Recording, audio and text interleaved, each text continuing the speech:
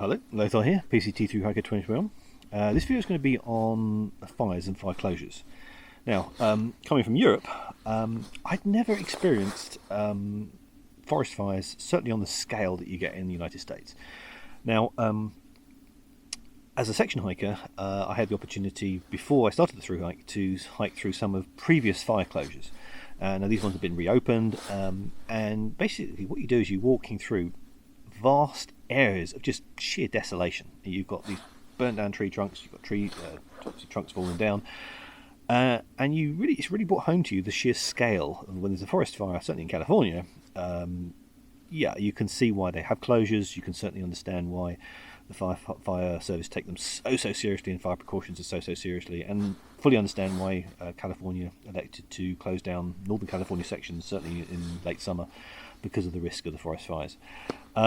Your heart goes out to the people who live there. You can just see the level of devastation, and obviously it's affecting their lives, their livelihood, and it's not just that particular moment. It's, the recovery takes a long time, so they've obviously got to deal with that as well. So the firefighters who deal with them, hats off to you guys. I don't know how you drive towards those kind of devastating fires where people like me are running away from them.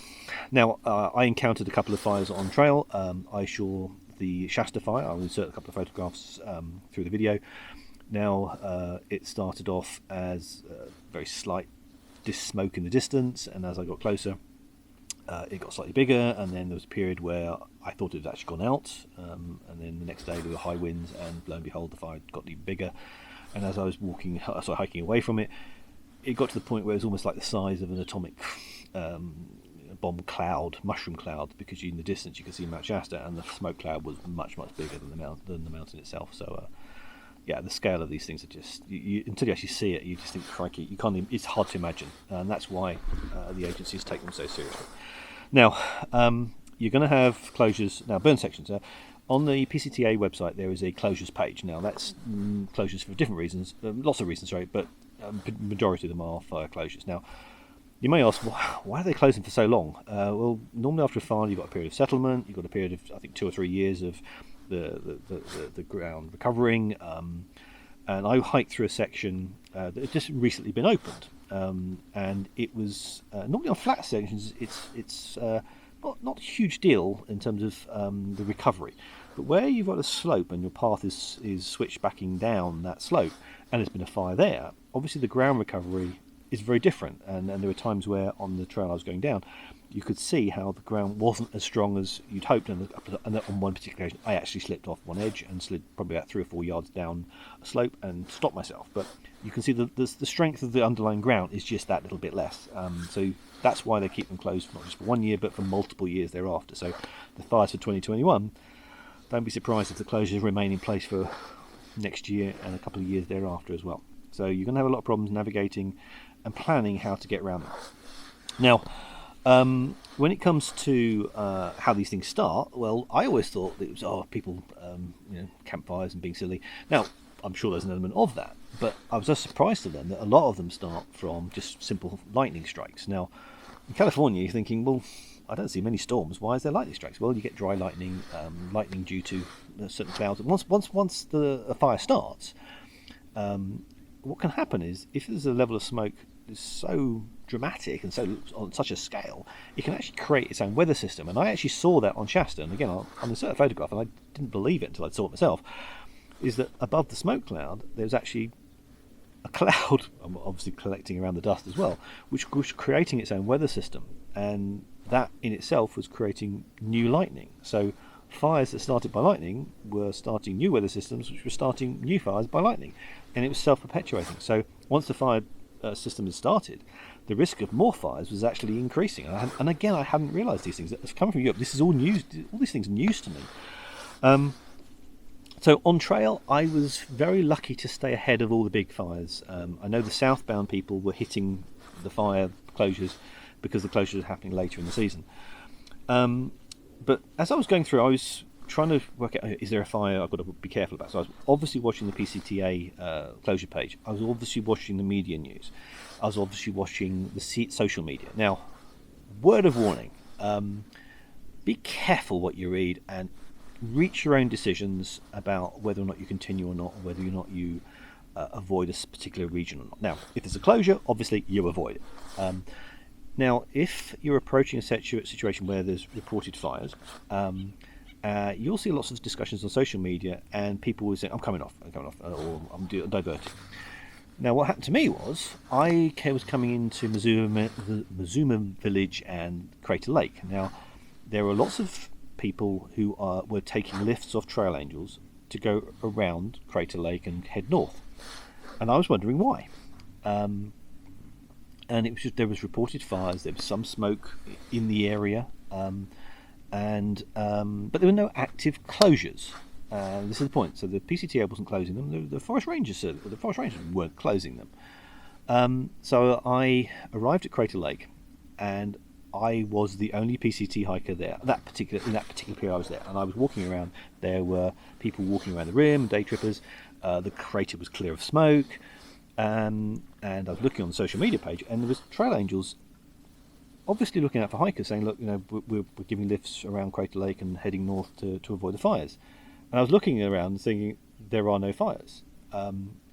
And when I spoke to an angel about lifts and things like this, and she said, well, she gave a lift to 5 hikers who were concerned about the fires.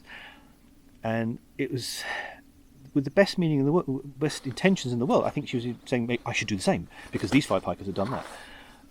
And I was looking at a Crater Lake and thinking, there are no fires. So I was caught between, do I do what the angel suggested, or do I just look and assess for myself? And I went to speak to a ranger, and I said, there's a lady one of the female rangers who was walking around just dealing with the public. And I said to her, I said, where are all the PCT hikers? And she said, they come through every time. But she said there's a lot fewer than she was expecting, than normal. And I was explaining that there's various social media discussions about closures, and should you go around? And she said, well, there's no active closures at the moment. And she said, if there is, they'll obviously be posted, and we will enforce them. And then I asked her advice. What should I do? And should I take the hitch, or should I continue? And she said, well, the conditions at this current time is there are no reason to close the trail. Those conditions could change. I would advise you to watch the news. Wherever you go, have options for bailing out if you need to. But if I was you, I would carry on and continue your hike and enjoy it. And that was coming from a ranger. So social media is great, but don't get drawn into a vortex of not panic, overthinking something. I saw a lot of fires in the distance. I never actually had to come off trail because of a blockage of except there's one small section in Oregon which was a legacy closure. But had I believed and followed every piece of advice, I would have come off trail on 3 separate occasions and done diverts. And I'm so glad I didn't.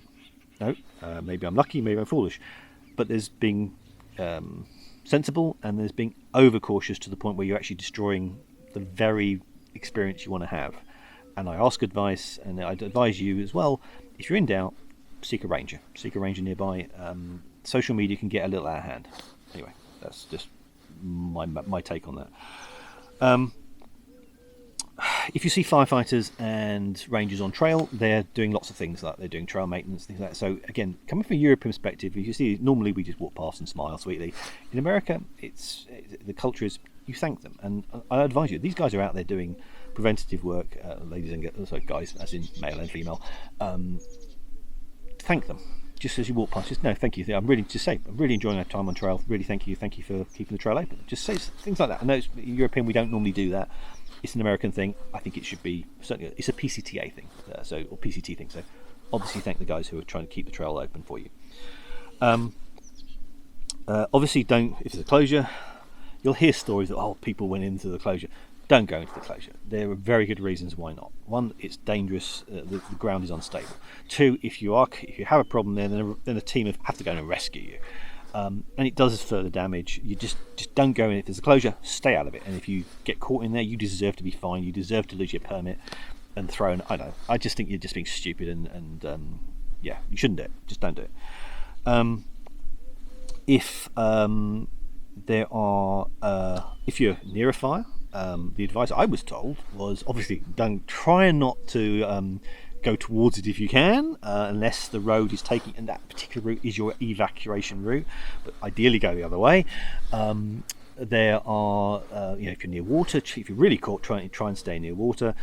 Try and avoid going up hills because of the fire and the winds. Look at the wind direction. Obviously, you can gauge, is the fire going to go that way or that way. Hopefully, you'll not get into a point where you're in that dire a situation. But the general advice is obviously watch the wind, watch the weather news reports, watch the closure page as often as you can, and take advice from the people on the ground who maybe. You'll see people on trail for different reasons, and they will be able to give you the latest news and updates on what you should do with fires. So it is going to be tough for you in the future years. I was very lucky this year. As I said, I didn't have to come off trail due to fire closures. I think there are going to be more problems for southbounders than northbounders, because as there are more fires, they're later in the season. The southbounders will encounter them where the northbounders might be past them, past the regions.